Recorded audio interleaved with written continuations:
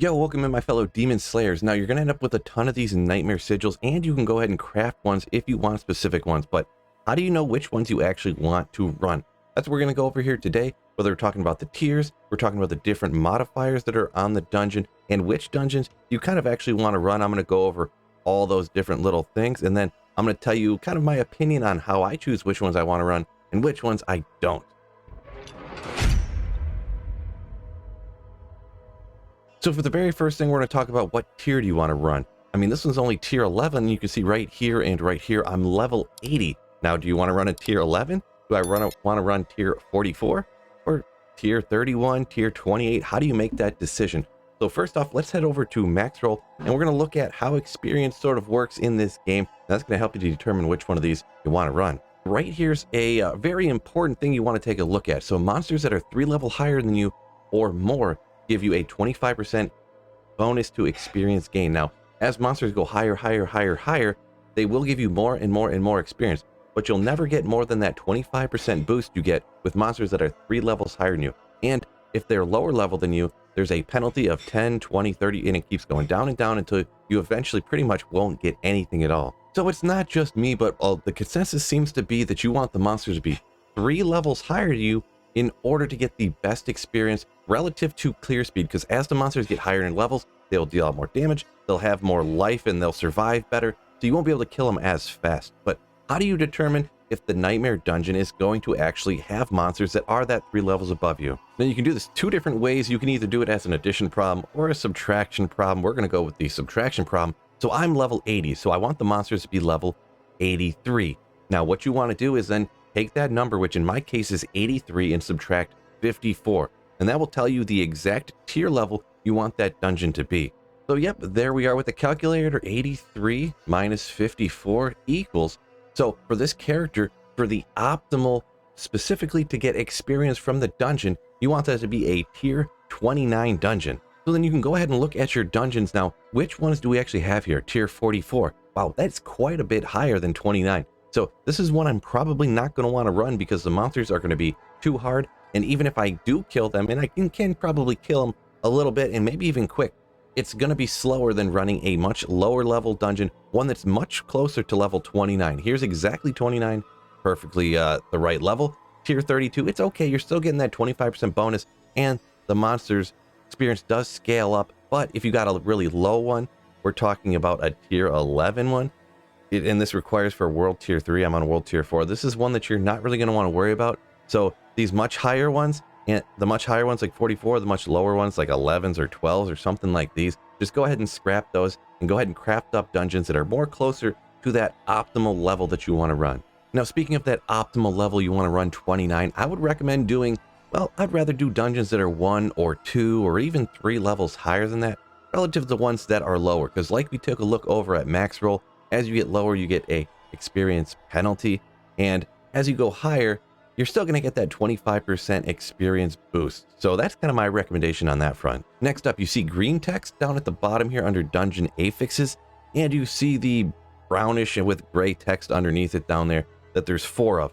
Now, the green one is actually things that are bonuses for you to help you out, and the browner text there, or it's kind of like an off gray, I guess, is actually stuff that is negatives. That's going to make them harder for you to run. Now, there's a lot of different stuff on here, and how would you actually pick which one of these you want to run? Some of them, in my opinion, I don't even bother with because I hate the affixes so much. First off, taking a look at the good ones.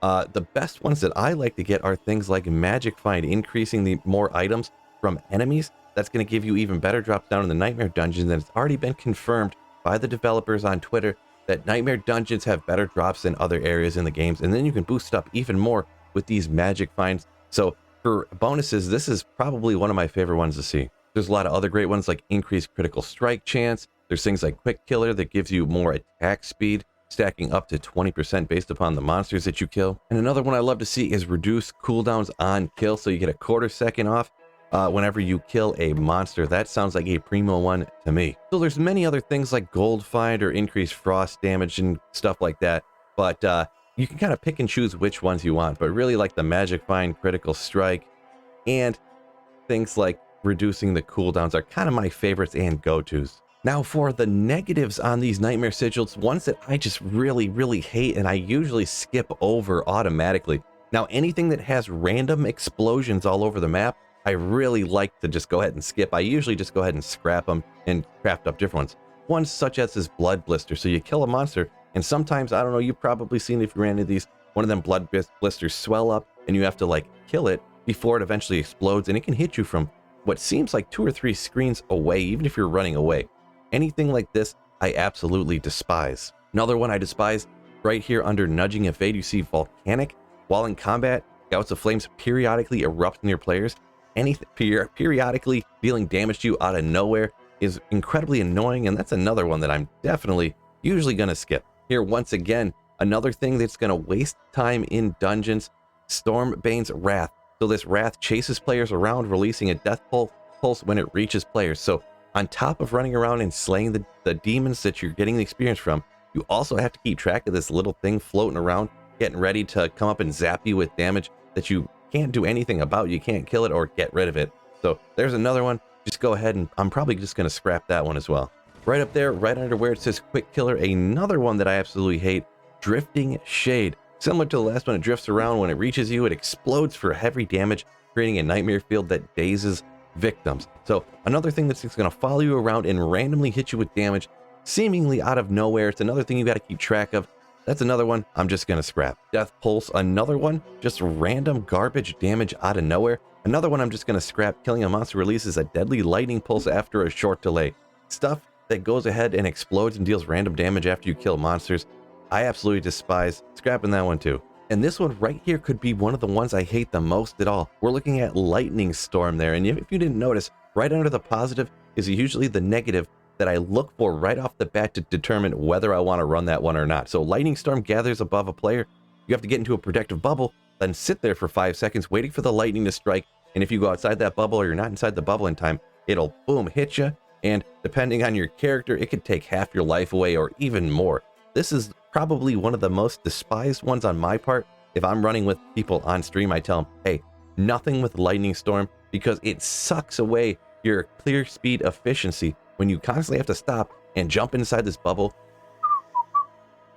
Go ahead and twiddle your thumbs and wait for this lightning to strike, and then you can go ahead and go on. So here's another one, definitely scrapping. So yeah, for the TLDR on what you look for and the negatives not to do, just go ahead and look directly under the green and then go to the first negative affix, and that's generally the one that you're going to want to look at, and then that's going to determine you don't want to run that one. If it's any of those ones where it's going to freeze you in a dome, random damage out of nowhere, I just go ahead and scrap those. Now below that, the next 3 affixes, I don't worry as much about those because they're just little increases to here and there. Monsters deal additional damage of physical, monsters take less physical damage. Like, you could try to min-max your dungeons perfectly. I feel like that's not necessary. Just make sure you're not doing these ones that are just going to randomly suck all your life away out of nowhere, or the ones that are going to kill your kill speed. All right, here we are once again over at Maxroll GG, really a great resource for looking things up for D4, and they have an actual tier list of which dungeons are literally the best